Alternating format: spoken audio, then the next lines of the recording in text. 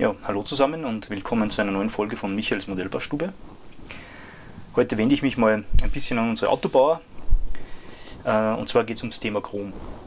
Chrom braucht man ja bei Panzer jetzt weniger. Ich habe noch nie einen Panzer mit Chromspoiler gesehen. Von daher jetzt primär eben an die Autobauer. Chrom, jeder, der schon mal einen Autobausatz gebaut hat, der weiß, wie toll das ist, wenn man da diese Chrom-Gussäste hat. Die schauen immer ein bisschen bescheiden aus und sind teilweise auch ziemlich schlecht gemacht. Es soll jetzt keine allgemeine Kritik an die Modellbauhersteller sein, aber ich habe schon Gussäste dabei gehabt, da war eine Seite chrombedampft und die andere Seite war gar nichts drauf. Wenn man jetzt natürlich Chromteile hat und man will die da ins Auto einbauen, dann schaut das, wenn man es jetzt aus dem Bausatz nimmt, meistens sehr nach Spielzeug aus, wo man ja nicht will. Man will ja, dass es einen realistischen Effekt hat, einen realistischen Metalleffekt, und wegen dem muss das Chrom weg. Am einfachsten oder die am besten bewährte Methode ist da ganz einfach Backofenreiniger. So blöd wie das jetzt klingt, für die, die das jetzt noch nie gehört haben oder gemacht haben. Das ist so, der Backofenreiniger, ich bin kein Chemiker, aber anscheinend frisst er diese Chromschicht weg. Ich mache das immer so, also ich zeige dir nochmal so ein Teil her. Ja, das schaut wirklich jetzt nicht so rosig aus, wie wir das verbauen haben. Ich nehme immer so einen kleinen Behälter, da lege ich dann das ein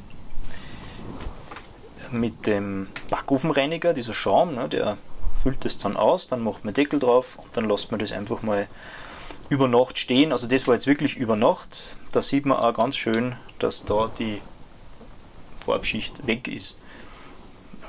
Bleibt jetzt da noch eigentlich der rohe Plastik über, in dem Sinn, der ist so gelblich-weiß da. Es gibt natürlich jetzt auch Modellbauhersteller, muss ich gleich dazu sagen, wo diese Chrombedampfung stärker ist oder dicker. Es gibt da manchmal das richtig dick drauf. Wenn man die jetzt 2-3 Tage, muss man die dann schon in diesem Schaum liegen lassen, wenn man die jetzt weg ist, dann kommen die Teile teilweise viel filigraner wieder raus. Hat dann auch wieder seine Vorteile. Ja, in dem Fall war das jetzt eben über Nacht. Wir müssen jetzt nur noch ein bisschen mit Wasser ganz vorsichtig gereinigt werden und dann lege ich das immer zum Trocknen auf ein Küchen- oder Krepppapier, dann trocknet das schön. Wenn jetzt die Farbe runter ist, wie geht es weiter? Ja, es muss ja wieder irgendwas Chromiges drauf oder Metallenes. Ich mache das immer mit Lacke, und zwar mit verschiedenen. Je nachdem, was man natürlich braucht, wenn man wieder Chrom braucht, dann schaue ich, dass ich da chromfarbene Farbe drauf gebe. Jetzt in dem Fall, wo ich da jetzt braucht habe für das Modell, wo ich gerade dran bin, da sind die Aufhängungsteile und so alle mit diesem chrombedampften Plastik. Aber im Original war das nicht so. Da war das eher Metallen, wie soll ich sagen. Es hat nicht so glänzt. Wegen dem habe ich die mit Polished Aluminium bearbeitet. Jeder, der einmal Autos baut hat oder Metallteile braucht bei einem Modell, der kennt eigentlich diese Allglattfarben. Die haben den Nachteil, dass sie sehr stinken, muss ich gleich dazu sagen. Sie sind auf Email-Basis aufgebaut, von daher Achtung, Mundschutz tragen. Aber haben den Vorteil, sie schauen sehr realistisch aus. Bei denen ist es so, dass die Hochglanzfarben aus dieser Reihe brauchen immer einen glanzschwarzen Untergrund. Der muss auch immer, sage ich jetzt auch gleich so dazu, immer auf Email basierenden Lacken bestehen. Am besten nimmt man da Glanzschwarz. Das Schwarz gibt einfach dann eine gewisse Tiefe und das schaut dann so aus. Da sieht man auch, das glänzt jetzt schön, das ist jetzt da schon mal schwarz vorgrundiert.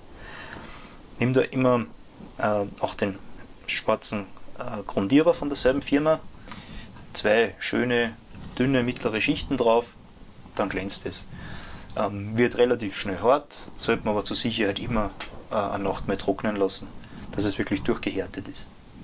wenn dann die Teile fertig grundiert sind, dann kann man diese Farben drauf geben. Die kann man nicht pinseln, muss man gleich dazu sagen, die kann man nur airbrushen mit wenig Druck, einer feinen Düse, und dann macht man wirklich ganz feine, dünne Schichten, bis man den gewünschten Glanzgrad hat. Zu viel macht es dann schon wieder matt, kann aber natürlich auch gewünscht sein. Es gibt auch mattes Chrom, beziehungsweise beim Polished Aluminium, dass es ein bisschen matter erscheint, kann man machen. Das ist dann Geschmackssache oder wie man es eben braucht. Natürlich muss man jetzt nicht nur mit Acrylat arbeiten, man kann auch da diese Polierfarben benutzen. Da braucht man jetzt nicht zwingend einen glanzschwarzen Untergrund, da kann man auch mit einer normalen Grundierung drunter, wie ich es ja schon in einem anderen Video mal erklärt habe, was Grundierungen sind, kann man da benutzen. Dasselbe gilt für da, Mr. Metal Color kann man auch mit einer normalen Grundierung oder mit der Mr. Metal Grundierung, je nachdem. Oder bei denen die Super Metallic Farben, die stinken bestialisch und sind dann auch eher mit der Airbrush zu verarbeiten. Ja, und wenn man das dann gemacht hat, wenn man dann diese gewünschte Metallfarbe wieder drauf hat, gibt natürlich auch, muss ich dazu sagen, es gibt ja noch Metallfarben aus der Tube, das ist so ein Wachs, wo man auftragen kann, wo man dann polieren kann. Es gibt von anderen Herstellern Extreme Metal und weiß der Kuckuck, also da ist jedem natürlich das, wo er am leichtesten arbeiten kann damit, empfohlen. Und wenn man das aber dann gemacht hat, dann schaut es so aus. Also man sieht es da jetzt ganz gut. Ich hätte jetzt nochmal das als Vergleich daneben. Das war dieses Plastik-Ding, Chrom-Ding. Ich weiß nicht, wie man das bezeichnen soll. Spielzeugchrom. Und das ist jetzt das mit dem Polished Aluminium. Man sieht das jetzt auf der Kamera vielleicht nicht so gut, aber es schaut viel mehr nach Metall aus, als wie vorher dieses Ding. Es glänzt nicht mehr so stark, es hat einen etwas gräulicheren Touch drinnen, wo ja Metall meistens hat. Es ist ja nicht ganz so so glittermäßig, ja. Und schaut jetzt definitiv ein bisschen realistischer aus. Ja, das war es eigentlich zu dem Thema. Viel kann man da jetzt nicht mehr dazu sagen. Wie gesagt, der große Trick, um das Chrom wegzubekommen, ist einfach der Backofenspray. Wenn man sich da jetzt nicht traut, weil man vielleicht noch zu jung ist, mal die Eltern fragen und ansonsten die Frau ein bisschen terrorisieren, ob sie nicht den Backofenspray rausrückt oder sich einfach selber so eine Dose kaufen. Ja, und dann kann man diese Chromschicht einfach schön wegätzen. Vielleicht hat der ein oder andere noch eine andere Idee, lasst es mich wissen. Vielleicht kann man das auch noch anders machen. Backofenreiniger hat einfach den Vorteil, dass er nicht, also man sollte den Dampf nicht wirklich jetzt inhalieren, aber man kann das aufsprühen zumachen, wie gesagt, bei diesem Gefäß mit dem Deckel, dann ist es auch gegessen. Wer da chemikalisch dran geht, okay.